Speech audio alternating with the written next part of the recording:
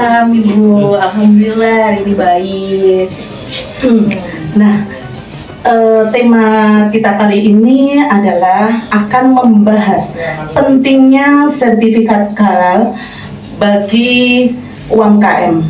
Nah, namun sebelumnya saya mau bertanya terlebih dahulu, apa sih makanan halal itu? Ya, kriteria apa ya yang bisa disebut dengan makanan halal? Silahkan dijelaskan Ibu Dinda. Iya, jadi gini, yang kita tahu itu kalau makanan halal itu untuk bagi kaum awam ya, itu hanya biasanya yang penting nggak mengandung babi. Itu biasanya, tapi mereka lupa bahwa apabila ada hewan penyembelihan di dalam makanan tersebut yang disembelih tidak sesuai dengan syariat Islam, itu juga bisa dikatakan makanan yang belum halal gitu, karena kita tidak tahu gimana cara penyembelihannya seperti itu.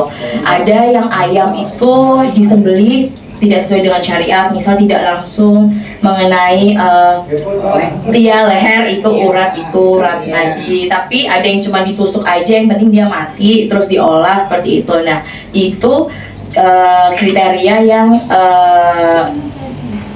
disebut dengan makanan halal gitu. Terus juga di Chinese food biasanya, yang penting dia dagingnya nggak saya jual makanan yang dia nggak ada daging babinya nih gitu.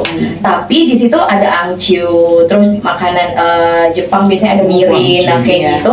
Itu biasanya yang mereka lupakan gitu. Yang penting makananku nggak ada babi, oh ini halal gitu. Padahal tidak semudah itu seperti itu. Oh iya. Gitu. Jadi biasanya itu kan kita tahu ya apa itu?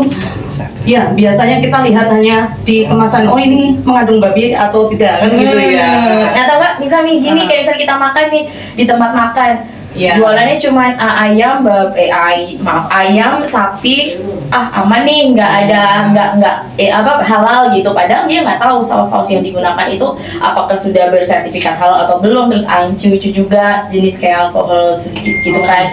Iya, makanya oleh sebab itu sekarang diwajibkan kan untuk untuk wacananya di Oktober 2024 seperti itu. Harus bersertifikat halal gitu ya. Nah, seberapa pentingnya ya halal untuk produk makanan atau minuman?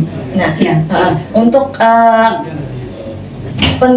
seberapa pentingnya itu ya untuk kaum untuk yang umat muslim itu kan kita agar lebih safe ya untuk makan gitu, untuk makan makanan itu gitu. Jadi kita nggak perlu yang misal itu sudah ada sertifikat halal dengan nomornya, dengan ID-nya, itu berarti oh ini sudah diuji oleh badan yang terkait bahwa makanan dan minuman tersebut itu sudah halal gitu kan. Kita tidak menerka-nerka gitu loh. Jadi kayak kita lebih aman aja untuk makan atau minum produk tersebut seperti itu gitu. Jadi kita nggak menerka-nerka ini halal atau enggak ya, ini halal enggak. Tapi kalau sudah ada nomornya, sudah ada nomornya gitu, udah ada logo halal dengan nomor di bawahnya, itu berarti kita sudah merasa safe kan sebagai umat muslim. Kita jadi nggak ragu untuk makan gitu. Jadi makanan halal itu belum tentu makanan halal itu belum tentu mahal ya. Gitu. Nah, jadi seperti itu ya. Jadi gimana cara pengajuannya itu seperti apa? Prosesnya itu apa sulit ya, misalkan bagi pedagang UMKM itu ya? Jadi gini, jadi sejak tahun 2022 awal kalau nggak salah itu ya, itu sudah digalakkan oleh pemerintah, ada program pemerintah untuk pengajuan sertifikat halal gratis atau sehati itu untuk self declare. Jadi gini, untuk pengajuan sertifikat halal itu ada dua. Yang pertama self declare dan yang kedua itu reguler. Regulernya yang berbayar, yang self declare ini yang gratis, yang program pemerintah.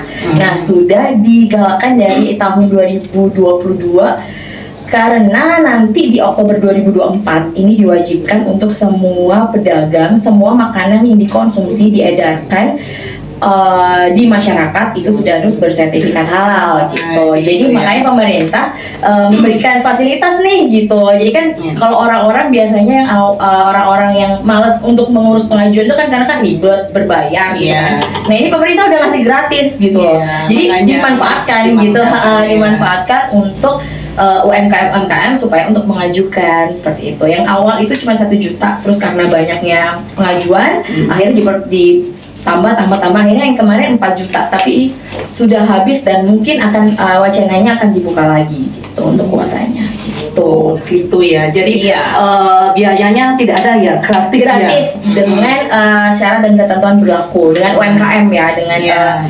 untuk omset yang maksimal itu 500 juta per tahun dan Minimal berapa minimal sebenarnya nggak ada sih, cuman kayak nggak boleh lebih dari 500 juta karena kan UMKM kan hitungannya. Nah tapi kalau sudah di atas 500 kan masuknya udah harus reguler gitu. Jadi misalkan kalau omsetnya kurang dari 1 juta itu bisa ya, nggak masalah ya. Karena bisa itu ya. masuk UMKM kan, asalkan